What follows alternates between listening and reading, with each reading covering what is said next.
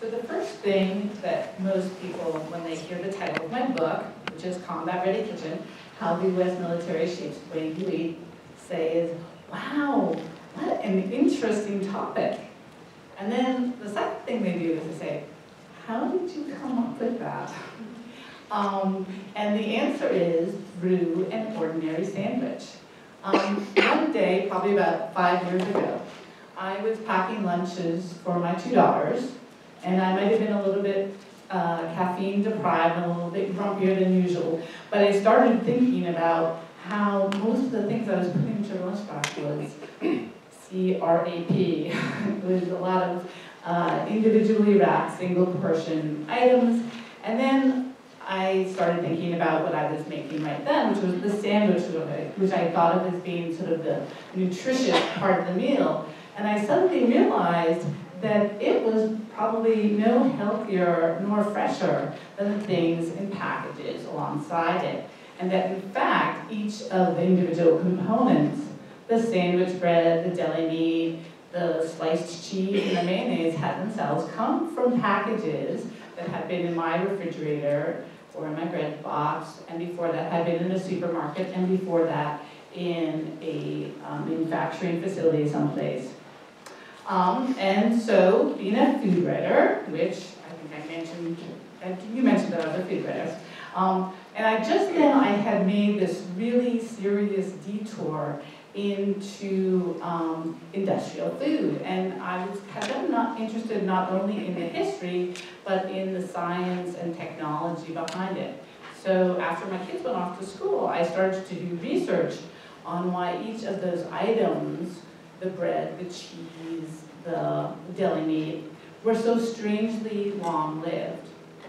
And after doing some pretty serious reading, I came across this really unnerving coincidence, which was that at the origins of the research for 2 of those items, the packaged deli meat and the supermarket bread, was this research that had been done by what was to me, and I live in Cambridge, Massachusetts, an obscure U.S. Army base, the Natick Soldier Systems Center. Everybody here heard of that? Yes? Okay. Not good. All right. Well, the Natick Soldier Systems Center is located probably about 15 minutes from here in lovely Natick, Massachusetts.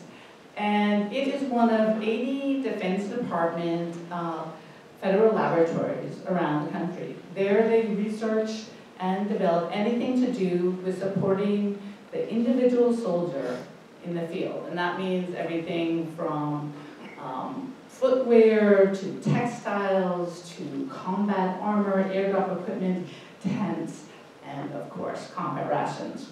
The Combat Feeding Directorate has its own really cute little 1960s style building at the back of the facility. It's blue and teal. And there they house about 300 employees. Most of them are civilians, and many food scientists and food technologists. And there, what they do all year round is develop and perfect combat rations, which, by congressional mandate, must be able to last for 3 years at 80 degrees Fahrenheit.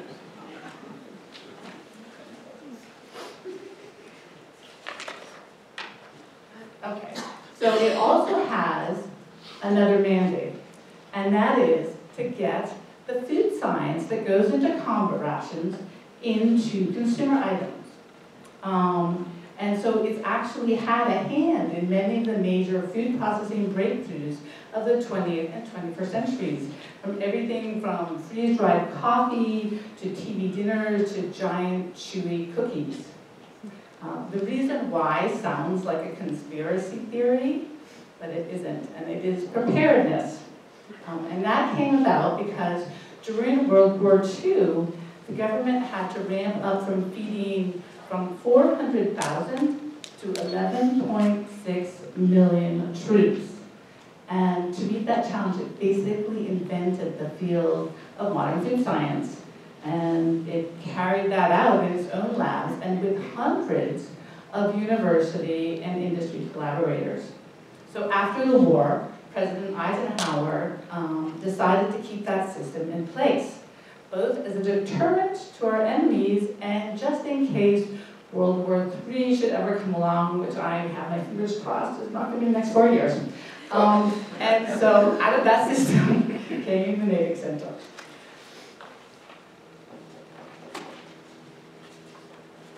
Okay, so now I'm going to go back to that lunchbox, and I handily brought one along with me. And I'm going to, well, I can handle it. You can hold it up a bit, yeah. We can spill the ingredients out here, and we'll talk about a few of these. All right. There, we emptied that completely. Thank you. Okay, so we're going to go back to Exhibit A, the sandwich. Okay, so even before I unwrap this, we have our very first influence, which is that this plastic film was developed by a massive World War II classified research program, yes. The goal was to find synthetic polymers to replace the materials which were often needed for military purposes that were used in many everyday objects. So that was everything from shoe soles to shoelace chips, shower curtains, briefcases, utensil handles, and of course, food packaging. The packaging of the day was a plant-based polymer, which is cellophane, and it's very leaky, it lets water in. So that meant that when rations were shipped all around the world, they were getting soggy, and that was a problem. So the program created a new water-resistant polymer, synthetic polymer, in cooperation with Dow Chemical. And Dow was so excited about the breakthrough that 4 days after Hitler committed suicide, on April 30th, 1945, it ran to the patent office and took out a patent on what became known as Saran wrap. All right, now we go. Okay, so now we're going to look at the sandwich itself. Have you ever noticed that supermarket bread never seems to go stale? What's up with that? Well, it turns out that its long shelf life is due to a 1950s armed service project to make canned bread. To deal with staling, the Army had a contractor experiment by adding bacterial enzymes to the dough. Now, enzymes are proteins that speed up specific chemical reactions, and they are almost identical across the tree of life. In bread, one of these, which is called amylase, breaks down the starch into sugar for the yeast to consume. In bread, in traditional bread, there are two sources for those amylase. The yeast, which is a fungi, and the wheat, which is a plant. Both of these prefer a relatively cool temperature range. So when the bread is baked, their enzymes are inactivated. So the innovation here was to add an amylase from a heat-tolerant bacteria. And because it was heat-tolerant, the enzymes weren't inactivated after baking, and they kept on breaking down the starch. Today, almost all supermarket breads are conditioned using this enzyme. And by the way, the company that brought it to market was not an American, which is Novozymes, and they are the world leader in that. All right, so finally, I'm going to open up my sandwich. Yes. And here we have a tasty slice of packaged deli bread meat. This is actually a restructured meat product, which was a 1960s project to reduce the cost of the Army's meat bill by 60%. At the time, the meat industry was shifting from selling meat on carcasses to meat in boxes.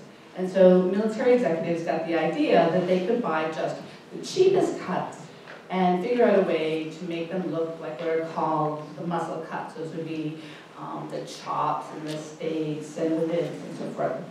It took over a decade with many technological breakthroughs, including the invention of meat glue by a collaborator, which is Myra.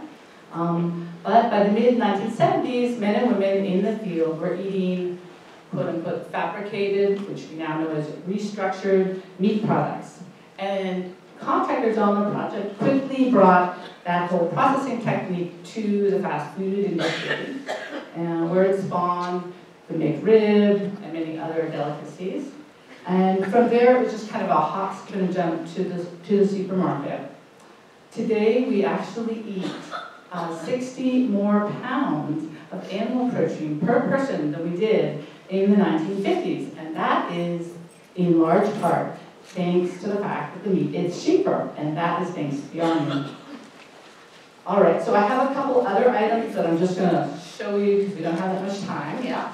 Let's see. I have an energy bar. This is actually the culmination of almost a century's worth of work on developing an emergency ration that is lightweight, compact, and nutritionally dense. This juice is packaged in a retort pouch, which was a 1960s and 70s project by the Army to replace a tin can with a flexible pouch made of plastic and foil. And these goldfish are produced using cheese powder, which came out of World War II in an effort by the U.S. Army to reduce the weight and volume of food shipped overseas. So they dehydrated cheese and turned it into powder. All right. So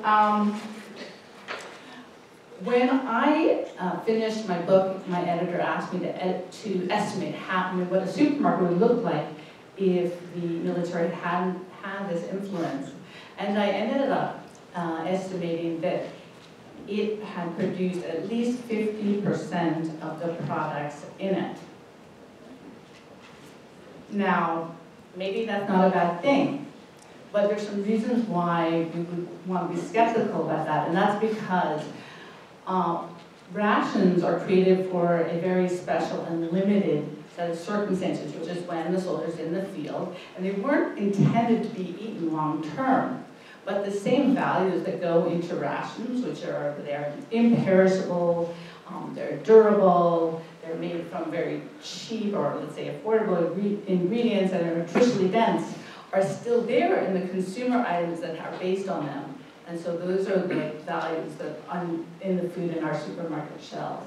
And furthermore, to have the extended shelf life, these things often use all sorts of ingredients like stabilizers and emulsifiers and thickeners, which are really just there to act as a shelf life system. And we don't know what the impact of eating these over the long term can be.